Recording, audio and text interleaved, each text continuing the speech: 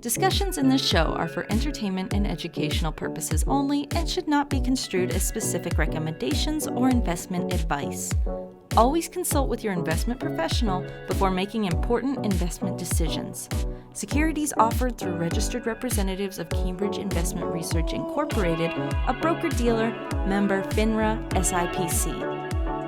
Advisory services through Cambridge Investment Research Advisors Incorporated, a registered investment advisor. Cambridge and SmartPro Financial are not affiliated.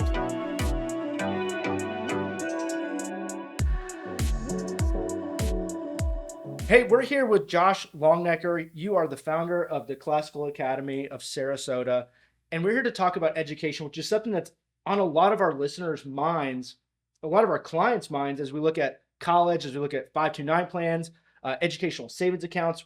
A lot of people that have kids or grandparents are thinking about education. And I think it came into a light in a different sense in the last, 5 years or so, where people got a view of education, whether that was seeing it at home for the first time in a virtual world in 2020, or what's come after that. And so talking about education from really the preschool, pre-K level, all the way through going into college, and the approach that the Classical Academy of Sarasota takes is very different. And first of all, I want to say thank you for taking time to join us and talk to our listeners. Okay. But I think the first question that I have is, what is a classical education?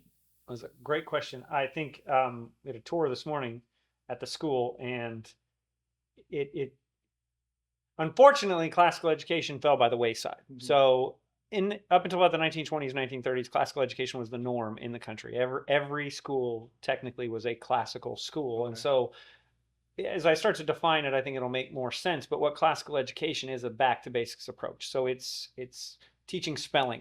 Spelling counts, spelling matters. Yeah. It's teaching from a phonics perspective. So in the early grades, our kids learn to decode the English language. They sound through the letters, and then they are able to read the English language. It's Latin. Latin being taught. Latin is foundational to our understanding of English. So our kids learn Latin. It's an understanding of history. It's an understanding of literature and geography. Those subjects matter. Classical education is a well-rounded education.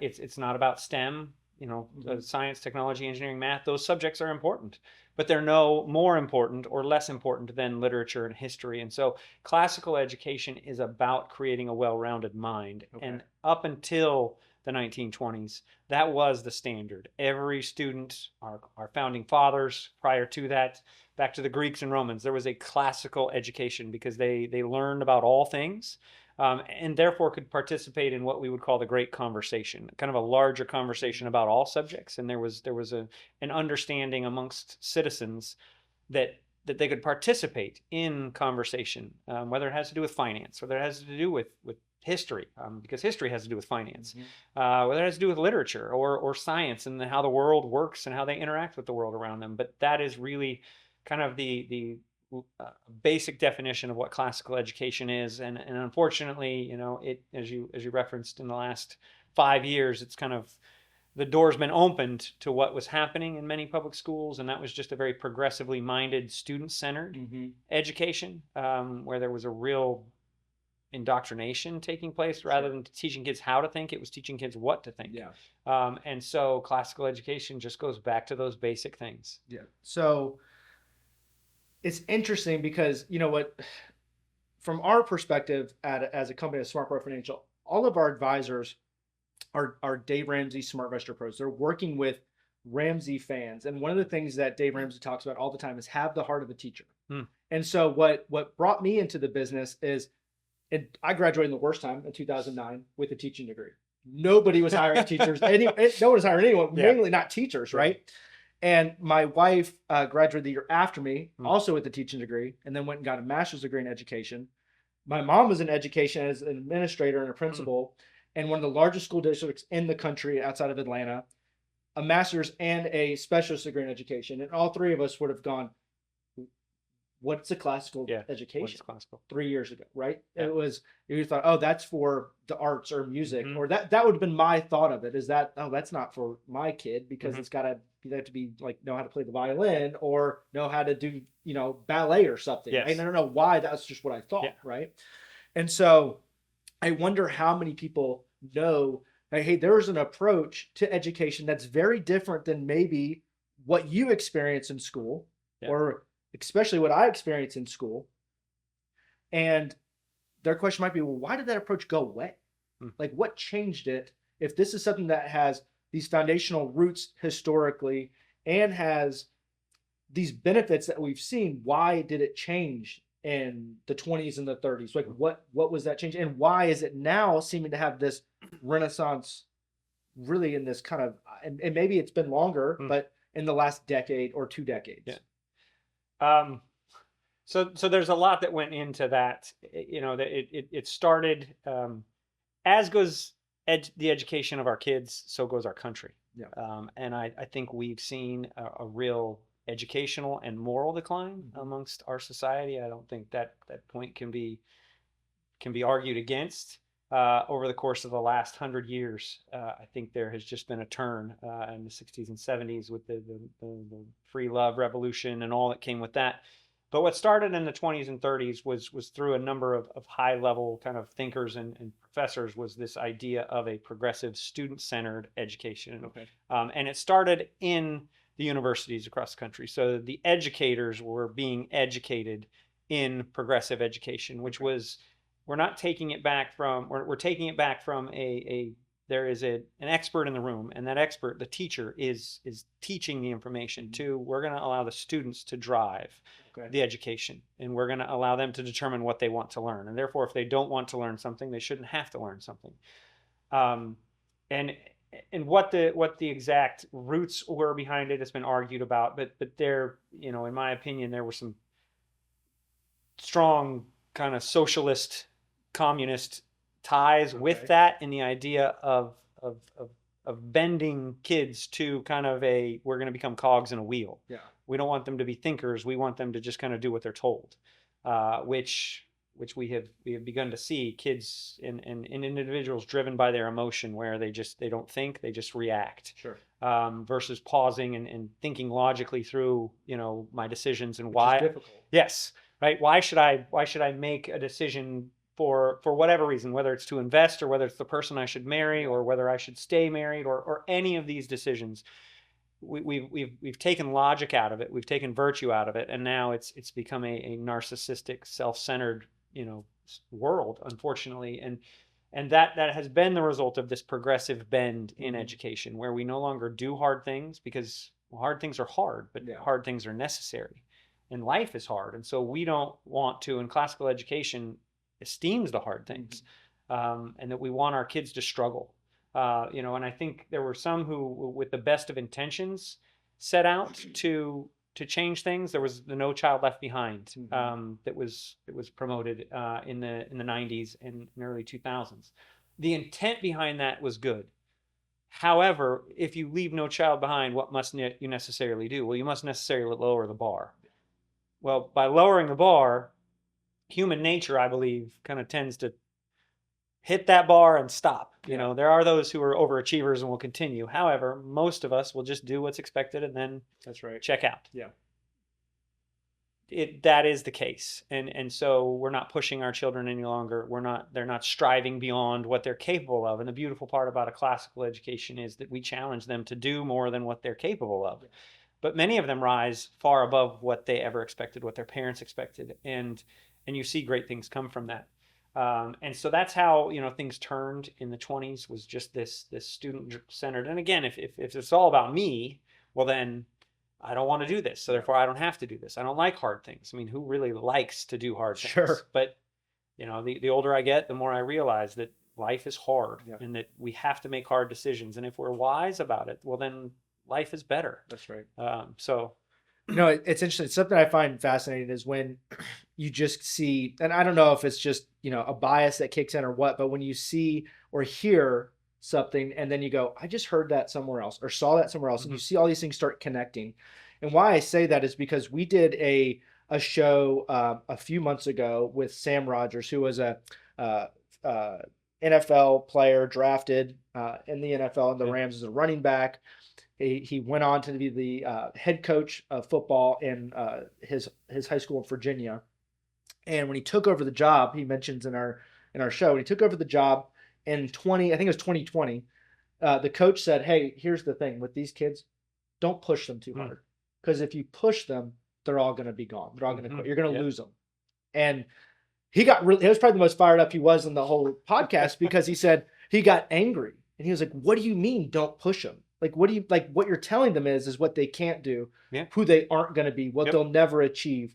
And it's like, that's the exact opposite. And then I was also listening to a guest that we've had, Dr. John Deloney, and he was talking about how he was in education for 20 years. And he goes, one of the things that we did so wrong in education is we taught people that to find happiness and fulfillment, you needed to avoid difficult, hard things. Avoid it. Get away from it.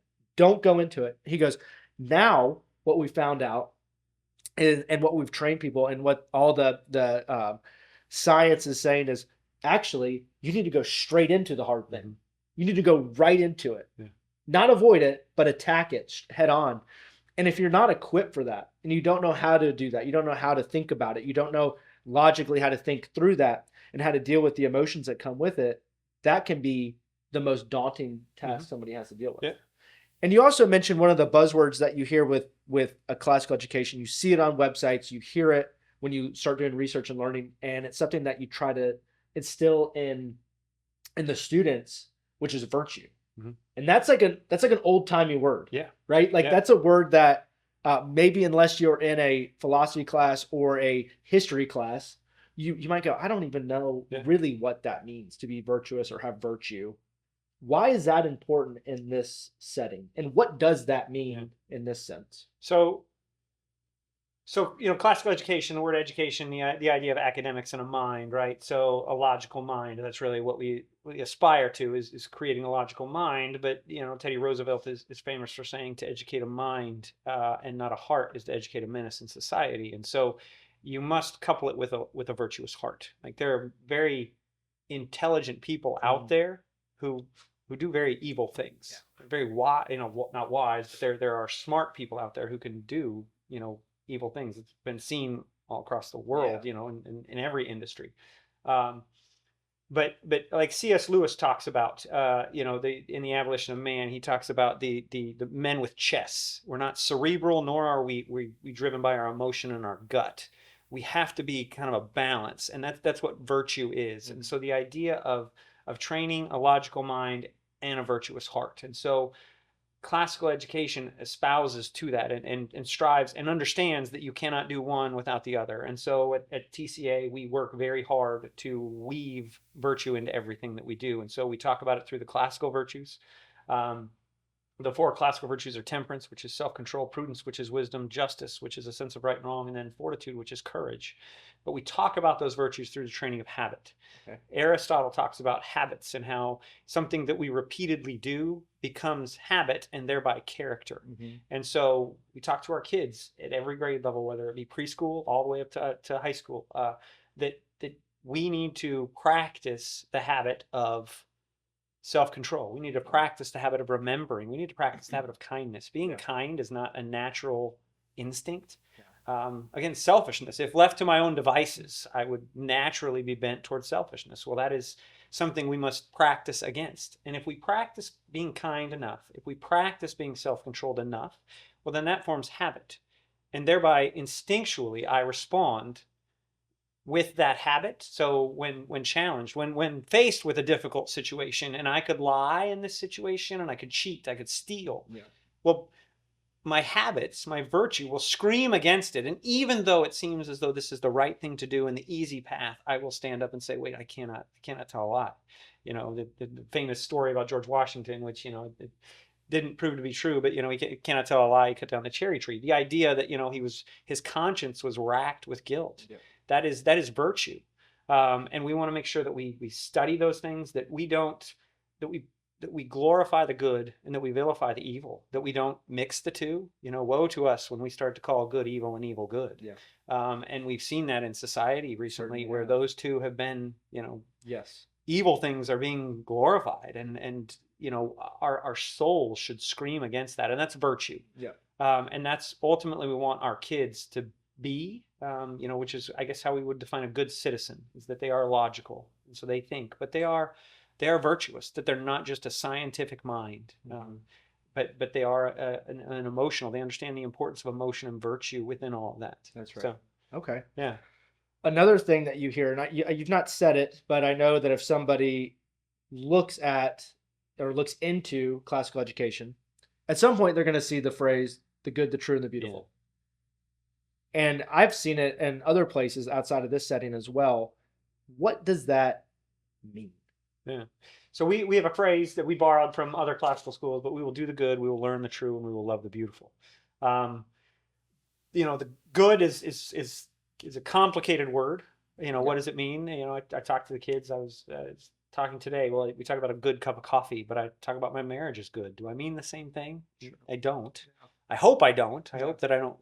The goodness of coffee and the goodness of my marriage are two different things. I hope that I mean something much higher when I talk to my marriage. And so we're talking about that type of a good, that it is something, again, virtuous, something lasting when we talk about good, that it is true, because there is truth, and there's not my truth and your truth. There is truth. Yeah. And then there is beauty. And unfortunately, beauty has been redefined as, again, whatever, but there is like an eternal beauty to things. There are things that we would look at and that mankind has esteemed as beautiful throughout the ages, and those are the beautiful things. And so if we can point our kids to those things, there was a phrase back in the 80s, the garbage in, garbage out. And I equate that to this same idea. If we can take in good, beautiful, and true things, what most likely will then come out of us? Well, good, beautiful, and true things. What will we be attracted to? If we're educating kids in good, beautiful, and true things, well, then they'll be attracted to good, beautiful, and true things, and they'll also be then turned off by things that are opposite or in opposition to those things. And so that's where that comes from, and it's part of what we do. We now say the Pledge of Allegiance. We start it with, we borrowed this from somebody, but we start our Pledge of Allegiance with "I am an American."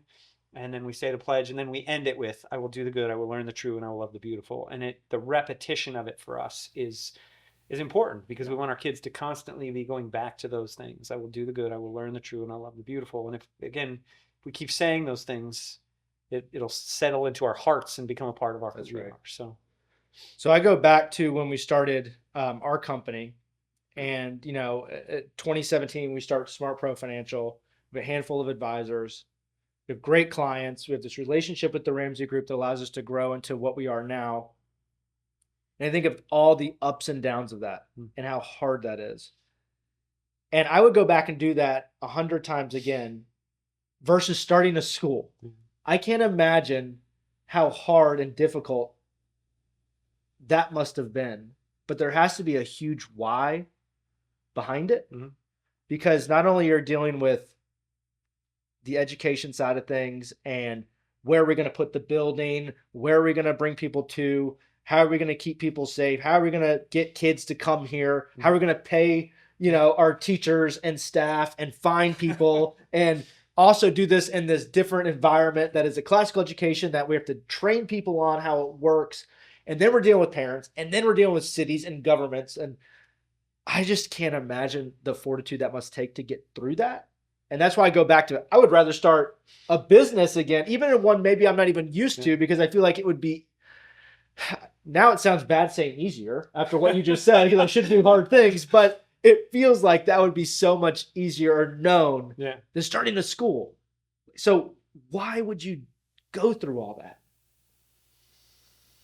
So God in his divine wisdom doesn't show us the end. Man plans his ways and the Lord directs his steps. And so, I think had God shown me the path and what it would have looked like, I would not have walked down this path, to be honest. It has been a difficult road. There have been tremendous challenges that we faced that I never expected.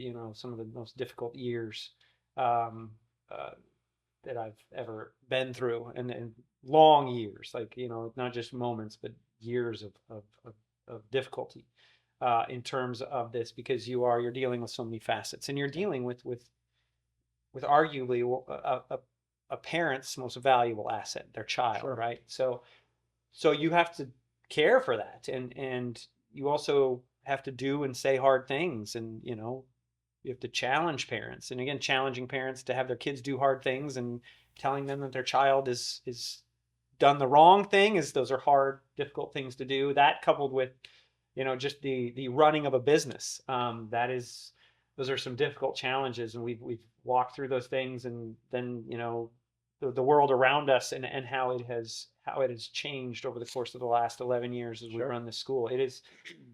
There's been a real shift in parenting. There's been a real shift in culture, and we have had to take a stand against that in a lot of ways. We are countercultural, and we say that often. We don't do what other schools do. We're not like other schools. We are a low technology school. We don't have cell phones on campus, and we never will. We value one-on-one conversation. Eye contact at lunch with our kids. There's great value in that. Technology can become a real distraction in the classroom, but you get pushback on that. As a private school, finances are difficult. We've had to make some difficult decisions in regard to our tuition and those kinds of things as we've faced, the financial challenges that the rest of the world has faced. That's right. COVID, when COVID hit, the pressure that was on us in terms of the decisions that we made in how best to educate our students, and not everybody liked how we did it. We looked at it from what we believed was a virtuous perspective, and said, how best is it to educate kids? Is it virtual, or should we come back together and live in community because that's what God made us to do? And so we did, but we faced great opposition because of it. But we said, you have a choice. This is a free country, and you can choose to be a part of this, or you can choose to not be a part of this. And so we took a real risk because we didn't mask and we didn't separate, and we just went back to normal. And fortunately, by the grace of God, we've been able to navigate those waters, and I'm grateful for that. But it's been there's so many pieces to it that I never expected to have to deal with. Just difficult circumstances. You see broken families, and we have to walk families through that, and the watching of that. And I take things very personal. So, the emails I receive, the conversations, the difficult conversations, I can't drop them at night. I take them home with me, and blessing of the curse of any founder. It affects my family. So it comes home, and it has a ripple effect. So those things have been hard. I don't know. What I would say if I were to ask, would I do it again? I don't know, honestly. Wow. Yeah. It's been so hard. I mean, I'm grateful that we did it, but if I knew now what I had to go through, I certainly would do a lot of things differently. But I don't know if I would do it again. But I'm here, and this is where God has me, and I'm going to continue to walk this out. So one of the things you said that stood out to me, and I'm thinking from a business perspective, so I might use words that you go, oh, I wouldn't say that about a parent or a student, but I think about it, and on the business side of, you have a parent that you have to say something difficult to. In essence, in a private school environment, that parent is also in our world, we call them clients, right? That's a client, and I want that client to be happy. Yes. I want them to be satisfied. I don't want them to leave to go to another advisor. So somewhere in there, you might have one or two, which everyone does with even with the client. It's okay if you go, but you might have the majority. You're like, okay, we're going to have a difficult conversation. I'm going to tell you the truth. And this could go one or two ways. And you also have to in the back of your mind, I'm losing. If this goes down, if this goes in a way I don't want it to go, I might be losing 1, 2, 3 students, depending on how many children they have. And that's a real issue if things are tight on student count or salaries or teachers or expansion or whatever.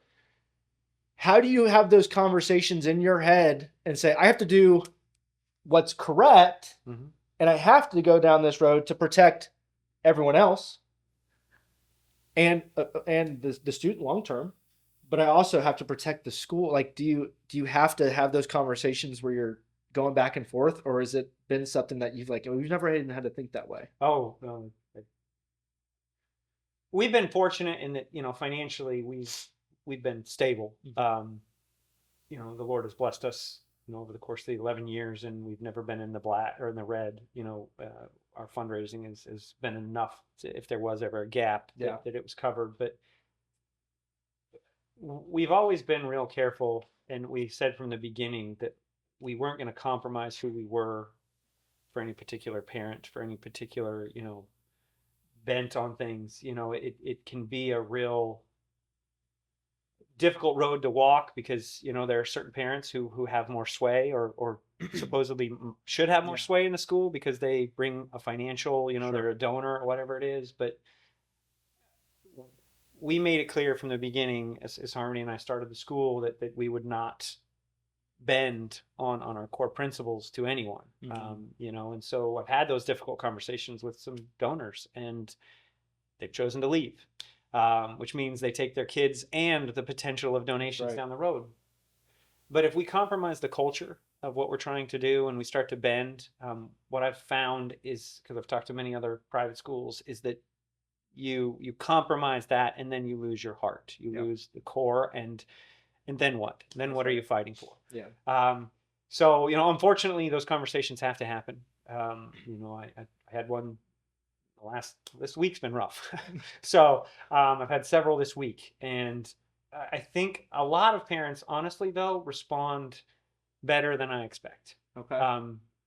Most parents, I try to come at it from a perspective of, listen, I'm here because I love your child, and I can prove that. Because I know your child, and I've established relationship, and so I work hard at doing that. But then I also try to bring in my own experience, and I have 7 kids, so I've had a lot of different experiences with my own kids and the difficulties I've faced in terms of raising them, and the ups, downs, and everywhere in between. And so it helps me relate. I think God prepares you for each of the things that you're going to walk into, and so I've been able to relate to those parents and say, listen, I've been here. I know this is a difficult thing, but here are the facts, and I'm willing to listen. And then I've learned, again, I'm making a lot of mistakes along the way. I've learned that I have to be a better listener. And so, because I don't know the whole story. Even when I think I know the whole story, I have, one person's perspective and another person's perspective, but then, somewhere in the middle is the truth. And the parents also have a perspective on all things. And so I try not to come into a conversation like that with a predetermined, like, this is what's going to happen. But because all of it depends on the circumstances and the response and all the things. And so most parents respond better than I anticipate. But there have been those conversations that have gone poorly, and we've had to part ways. And I hope that that I handled it well. I think I have handled most of those situations well. I know I've dropped the ball on a few, but they're difficult things, and so difficult things are just that. So Discussions in this show are for entertainment and educational purposes only and should not be construed as specific recommendations or investment advice. Always consult with your investment professional before making important investment decisions. Securities offered through registered representatives of Cambridge Investment Research Incorporated, a broker-dealer, member FINRA, SIPC. Advisory services through Cambridge Investment Research Advisors Incorporated, a registered investment advisor. Cambridge and SmartPro Financial are not affiliated. So you said something I think that stands out to me. You used the word culture. And the reason I go back to that is because one of the things that we experienced, and as many books I've read on business and podcasts and listened to, I'm not sure I've ever heard one talk about what happens if you grow too fast. It's always been about how to grow or how to get through difficult times. Like, what happens when all of a sudden things grow really quickly in a very short period of time? And we experienced that as a company where all of a sudden we went, whoa, we had massive growth in a super condensed period of time. And while you're going through that, you're like, this is amazing. This is everything we worked for. It's finally here. But then you go, oh, wow, there's a lot of things all of a sudden, like staffing and how do we keep up. And one of the things that we realized, and what made particularly 2022 such a difficult year for us, is we went through this massive growth. But what happened is that things that maybe you took for granted, you were intentional about it, but you took them for granted. Things like culture, all of a sudden start taking a little bit of a back seat to like, okay, how do we get through this? And how do we staff here? And how do we go find people to work here?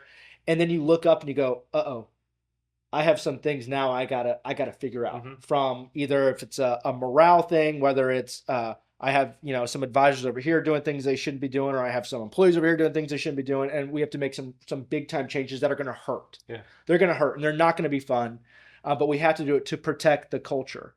How do you protect the culture in an environment that's got, probably darn near 1,000 children going to school over all these grades, when you've had so much growth in a short period of time? You've gone through the same kind of movement where it's like, okay, we had this big growth, and you're in an area, we're recording this in Sarasota, Florida, that's growing like crazy as well. So it's most likely going to continue unless you say, okay, we're good, which most organizations never really want to say, hey, we're good. It's how do we continue to grow and make impact? So how do you protect culture when you're growing so quickly? That's a great question. I think it comes down to the people you surround yourself with. I have an incredible leadership team that has come alongside us in terms of my two deans. I have an upper school dean and a lower school dean. They're essentially principals, an upper school principal, a lower school principal. But we just give them a different title. The fact that Harmony and I are both there is kind of a double-edged sword. It's great because we both are helping direct it. At the same time, it's hard to separate work from home, and so that brings its own complications. But her heart and her consistency of heart has really continued to drive that home. So she was teaching kindergarten up until 3 years ago now, and stepped out of the classroom for the very reason that we wanted to protect culture. And so she is what we title our director of advancement, but her role is to really protect the culture. And so she drives that. She's in the classrooms as often as she can be. She's meeting with the teachers weekly. I've kind of switched over to a role where I'm more operational and making sure that the wheels keep moving forward in terms of the finances and the nuts and bolts of things. And then she works hard on the culture. It's staying connected with the staff, and again, that core of leadership. Everything filters down from there. That's right. And so, everything rises and falls on your leadership. And so, we work hard as a couple to protect the culture, but then we work hard to train our leadership to protect that culture, and then our staff, and then we have to do the hard things. We've again, back to the question about parents, we've had to dismiss students that were not culture fit. Yeah. Again, it's difficult because you're affecting your bottom line. There's the finances, because the child leaves, the finances leave with them, and possibly others. Right? It's not just the one client. It's could be multiple clients that walk out the door. But ultimately, we've prioritized culture over finance. If we don't protect the culture, then ultimately we see that as we'll lose. If we lose the culture, we'll lose. That's right. All of our clients. Yes. And then what have we done? Yeah. So it's worth it to take that hit. We've had to have hard conversations and let staff go. Who you do your best to make great hires, and who you think somebody is. When they get in the door and get to work, it's different than what they presented themselves. And so those tough conversations have to happen. But we've had them. I hate them. I wish I didn't have to have them, but I'm willing to have them. Yeah. And so it's those kinds of things that have allowed us to protect the culture. Yeah. No, I think that's great. And knowing that, the organization, the school is willing to do what has to be done to make sure that's protected, because like you said, without that, what is there? It's just we're everything else. And to be countercultural, you got to stand for something. Yes. Which you mentioned earlier. Yeah. I want to switch gears a little bit. So maybe this question's difficult to answer without Harmony here with us, but I'll ask, and maybe you have an idea. If you didn't have TCA, you mentioned you have 7 children. So if you did not have TCA, would you homeschool? Would you public school? So that was the question we asked ourselves 15 years ago when we moved here. We moved here in 2010 to Sarasota. I started at a local charter school that was just a public school, just with charter school. As a teacher? As a teacher. I was teaching 5th grade. Okay. And I had come from a classical school in Colorado.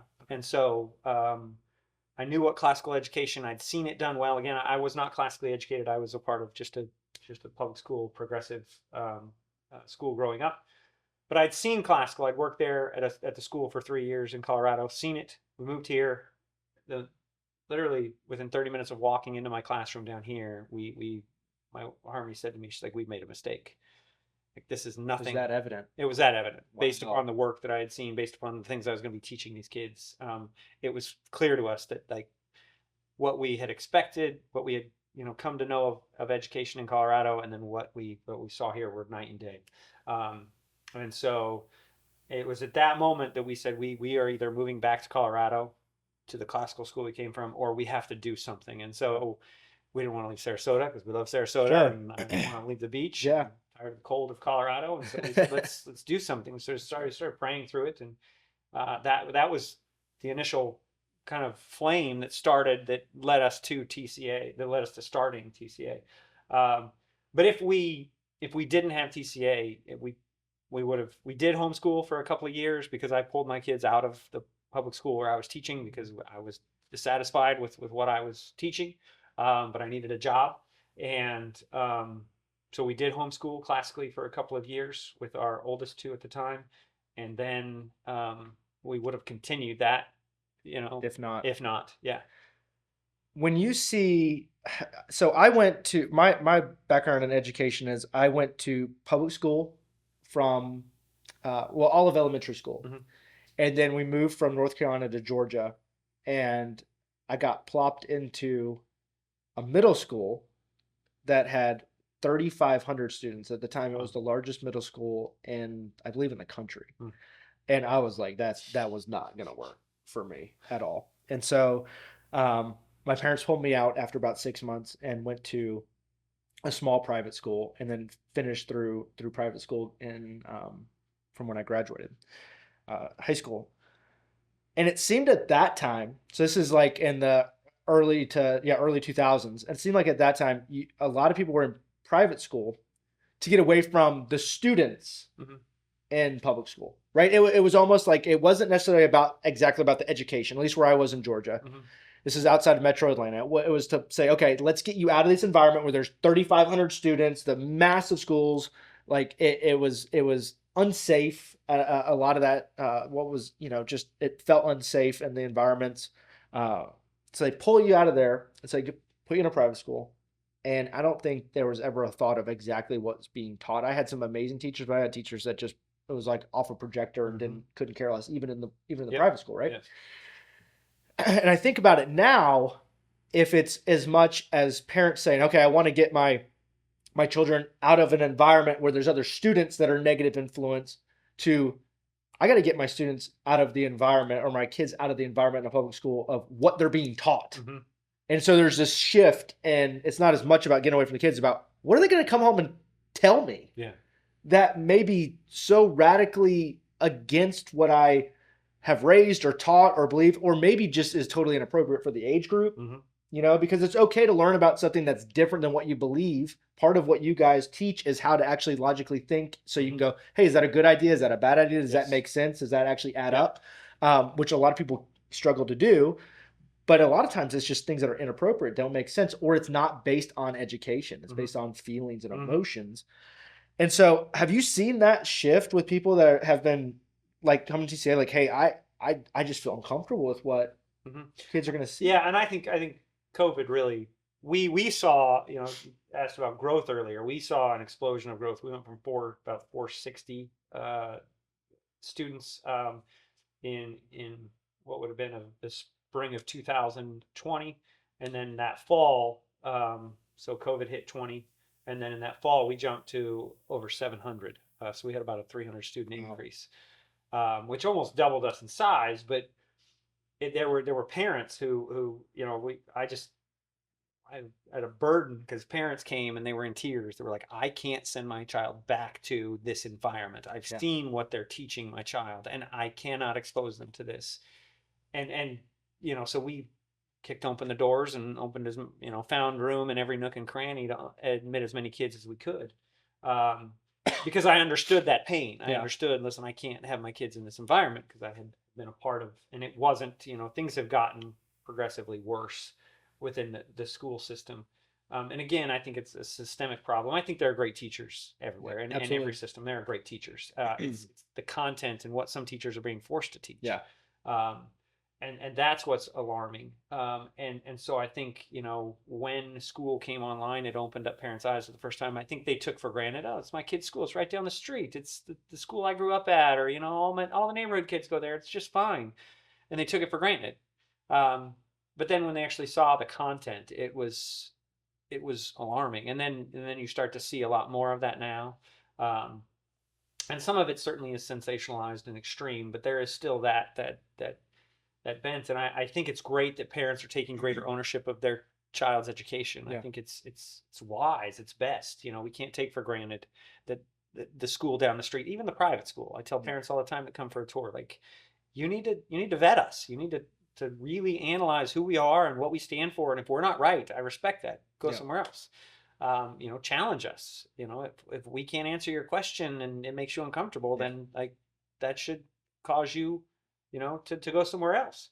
And the same should be true of any school, of any firm, right? Yeah. And so I think that is a great thing. I think there still is. We cannot de-emphasize, though, the impact that our students' friends, our kids' friends have upon them. Yeah. My pastor says often, you show me your friends, I'll show you your future. Yeah. And so, I think parents have to be doubly careful now.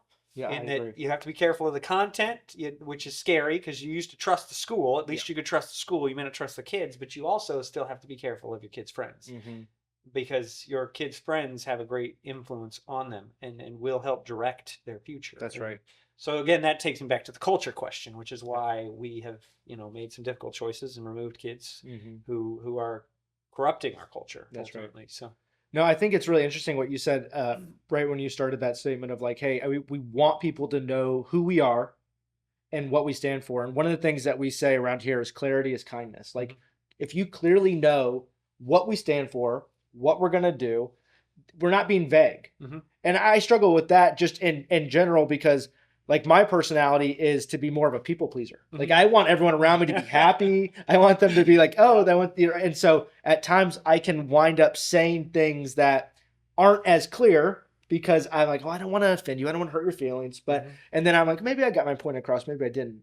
And then I get mad a month later because I'm like, why didn't they get it? And it's, well, you didn't say anything, right? And so I think it's so important when you go, we want people to know who we are and what we stand for, and we want it to be clear so they're not coming a year later going, well, we didn't understand this. Like, you didn't? Because it's right here. Like we say it all the time. This is what we are, who we stand for, this is how we operate. And I think that's really important for anything to be effective and done well. So I want to go into some of the criticisms because it's interesting when you look at education, there's all these different approaches. Like I just heard a podcast the other day and they're talking about artificial intelligence, so AI in education, going back to it's going to be so great because you can tailor education directly to the student's interest, which is almost against what you mentioned at the beginning, right? Without just about what they're interested in, they're not being challenged and learn. So it's going into like that almost and turbo speed in this AI world we're going into.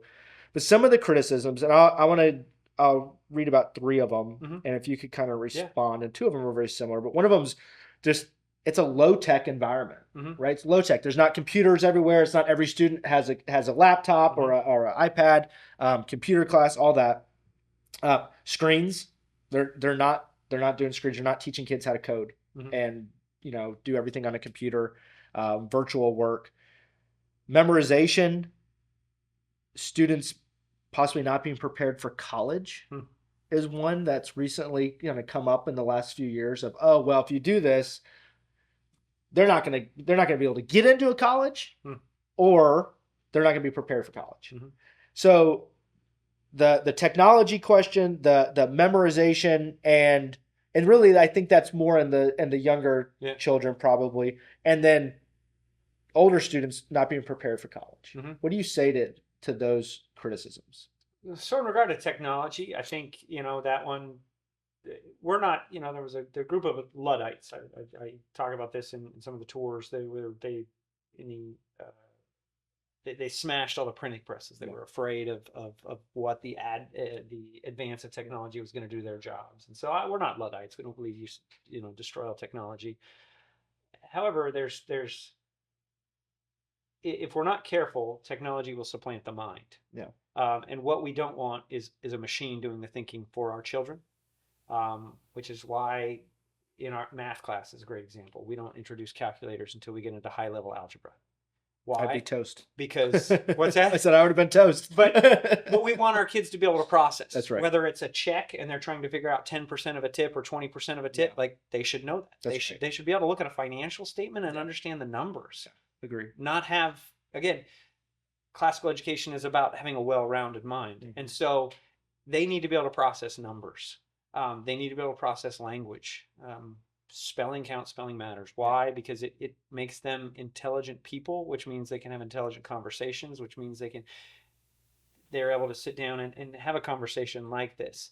If we allow a machine to do the thinking for us, and again, AI has some incredible advances that we should and are taking advantage of. However, when it comes to allowing a machine to think for me, and it begins to supplant the struggle of an undistracted mind. Imagine an undistracted. I think we talk about this.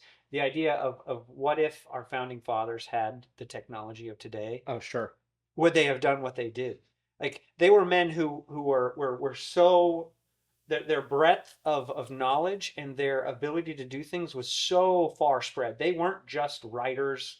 They were engineers. They were inventors. They were authors. They did so many things because they had the time to sit and contemplate great things. Yep. No one has the time to sit and contemplate great things today because we're so distracted by the screen. And so if we're not careful, we go down a rabbit hole. And I think the funny thing is, the ironic thing is that many schools now are starting to turn and see things the way we are. Cell phones are being banned. I heard an ad out of all places, the LA County School District, out of California of all places, they are banning cell phones in the school district. That's amazing. Which is amazing. Yeah. Why? Because they see it as a distraction now. And so again, we believe we teach our 7th and 8th grade to type. I believe typing is a fundamental skill that they should be able to type and learn a keyboard. That's a great skill. I would love to add a coding class. I think that computer programming is a valuable skill. We just have not found the right person yet to teach that class, but it would be something that I would love to add. Again, it's a skill that allows a student to learn the technology, not technology to do the teaching, but they are actually the one learning the technology. And so that's what we want to use technology for, is to teach our children, not for the technology to be the teacher of our children. In regard to, memorization, our mind, if you go back and maybe some of your listeners, it depends on their age, but we had a dear friend in Colorado who passed on her McGuffey's 5th grade reader to us. She passed away shortly after we moved here, but she was 89 years old. She gave me her McGuffey's reader. And if you flip through one of those from the early, 1920s, the amount of mental math, the amount of mental processing that they required of a 5th grader was astronomical. Really? Like the exponents, the carrying, it was a requirement. They would read through it, and the start of every math class was to do 5 mental math problems. And it was a series of 5 or 6 problems that they had to process through mentally. Our minds are capable of so much, and we far too often underestimate what our minds can do. If you come to our school, the amount of information our kids can memorize is astronomical. And we start in preschool. It's a habit of memorizing. You can memorize great things. You could take it all the way back to biblical times when kids would memorize the Torah. Imagine memorizing 5 books of the Old Testament. Is that possible? In today's society, it's not. Why? Because we're so distracted. But it is possible. Our minds are incredible. And so we take advantage of the memorization. I think it's a great skill. I think it makes us better people. Again, part of that great conversation. And then as far as college admittance goes, we have an incredible college admissions team and 2 college advisors who are working with our high school kids. But classical schools as a whole, and I'll just speak to all classical schools, train kids to think, train kids to to process information. And so across the board, classical schools, and you can look it up. I don't know the exact statistics, but our classical schools across the country, kids test higher on the standardized tests than they do in public school counterparts. In our own, proof in the pudding, this year our SAT score, our average SAT score was an 1100. Statewide, it was 949. Oh, wow. So we're 150 points above on the SAT. That SAT correlates to college admissions because our kids get into college based upon those standardized tests. So our kids do well on those standardized tests. We've gotten kids into, we have several graduates, one of which has come back, two of which will be back next year working from Hillsdale. So we've gotten them into Hillsdale College, which is kind of the conservative Ivy League bastion. It's a fantastic school. We partnered with them in the creation of our school. But we've gotten kids in the University of Florida, the University USF. We've gotten kids into to every large state school in the state of Florida, as well as many of the private schools, Palm Beach Atlantic. Yeah. And our kids across the board call us their freshman year and say, thank you. Things are so easy here. Their freshman year is a cakewalk because we have challenged them and pushed them to do hard things. And so they get to college and it becomes an easier thing. So we are able to get kids into colleges, and the colleges of choice. We have two kids who are in our junior class right now that are both national merit qualifiers, both very intelligent young men, and we can't take full credit for that, but they have been with us now for a number of years, and they are just brilliant minds that have come out of our program. I shared this with you when we did kind of a pre-interview to do this podcast, and one of the things is I think education is incredibly important. And I went to the University of Georgia and graduated from there. So happy I did. Selfishly, I went for college football, but it wasn't to play. It was to watch it. But I enjoyed my time there, and I know the importance of it. And I actually did much better in college and applied myself much more than in high school. So I had some growing up I did as well. But as someone who now hires people and sits in interviews and looks at applications, this is going to sound bizarre to so many people listening, but I couldn't tell you, unless they wear their collegiate shirt or hat every now and again, I could not tell you where somebody went to school. Because looking at somebody's application, that's great to look at it quickly for the interview. But during the interview, couldn't care less. And the reason is because you look for things, well, can they carry on a conversation? Can they look you in the eye? I'm thinking about the two people behind the cameras right here, and both of them in interviews, it was, hey, their personality lit up the room. They're going to bring a great addition with their skill sets, and their culture fits with what we're trying to do. And, that they're going to challenge, but also fit in. And there's all these things that made so much sense, but it wasn't, hey, they have this degree from the school. Now, I would say if somebody had some amazing credentials, it might stand out. But for the vast majority of people that come through, it's the things that aren't taught typically, right? The eye contact, the conversation. And then we have so many people that have great resumes, and we're like, what happened? Well, they couldn't talk. They couldn't say anything. And I asked them, like, what excites you? And they didn't have an answer. You couldn't pull anything out of. And you go, was that nerves? Maybe, but for 45 minutes and I don't even know anything, it's a problem. And so I find it interesting that, and I do believe college is incredibly important, but I do find it interesting that becomes a criticism, especially when there's this elevated educational standard that classical schools typically have. You mentioned Hillsdale College being, this kind of example of higher education that also has these same kind of criteria.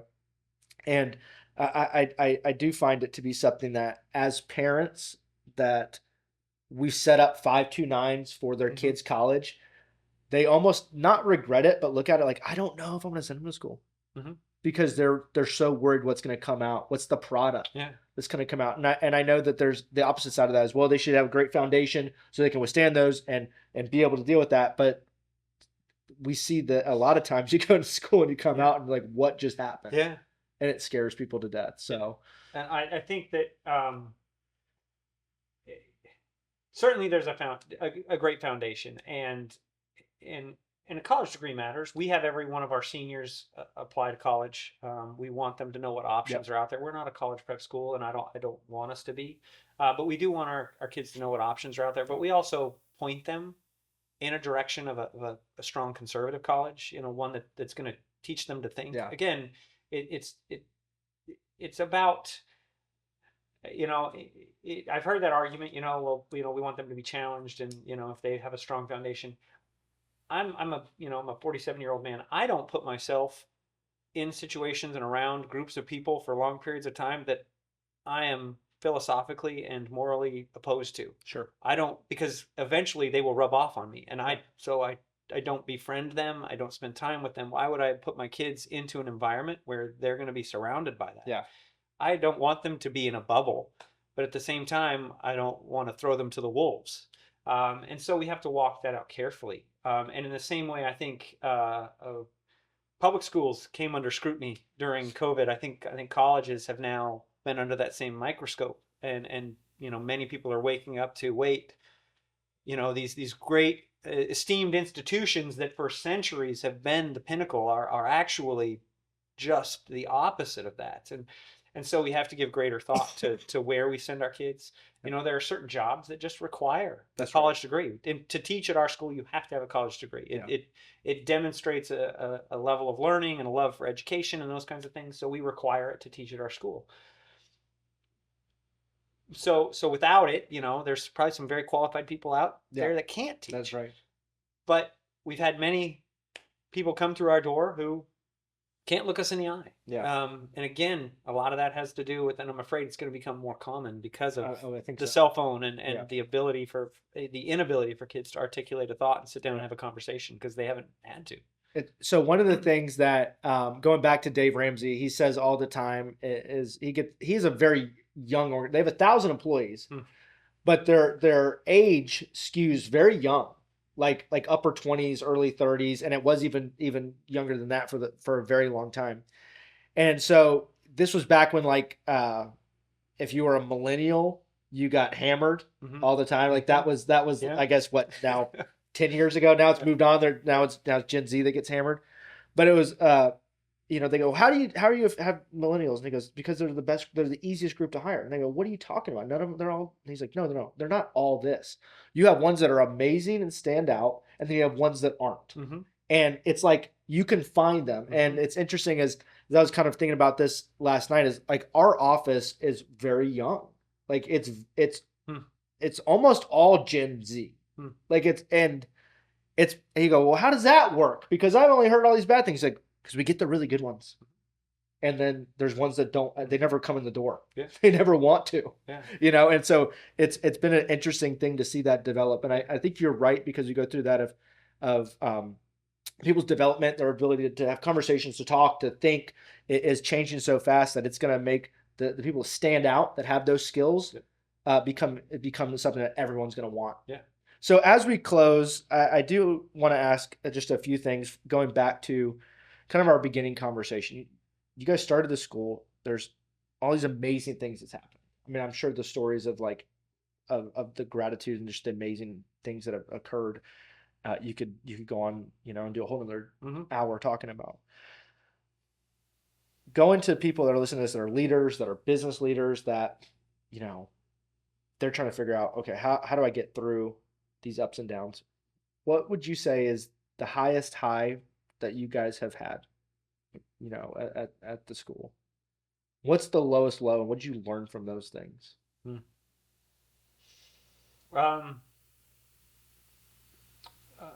have been a lot of highs. The opening the first day, our first day of school, that was a huge feat, because it was a huge step of faith. We opened with 187 students and 18 staff, and it was just a leap of faith because we had an idea. It was nothing more than that. There was no financial backing. It was what little retirement I had that I cashed in.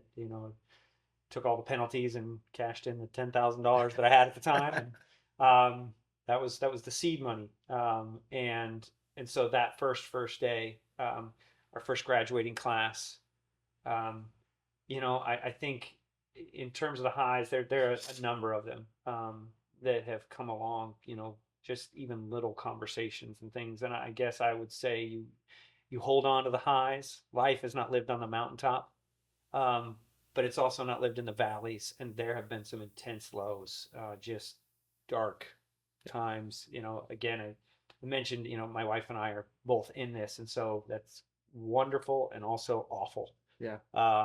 Because it's very difficult to leave work at work and not have it consume our home, and so that has presented some challenges. And so, but you hold on through the lows. Our world is in desperate need of people who are loyal and who hold on and remain faithful through hard times, because it demonstrates to the next generation and to those around us that, like, there's something worth fighting for, whether it's, whatever business it may be. People who will maintain their integrity, who will continue to do the right thing even when it's hard. I think that is key in so many things, knowing that, the highs aren't going to last. So you just bask in it and love it as much as you can, and hold on through the lows, knowing that, there's a high coming, this is, live in the valley. And so that's kind of, I guess, what I would say. How do people find out more about TCA? And then what's the best place for someone to go and learn hearing for the first time ever about a classical academy?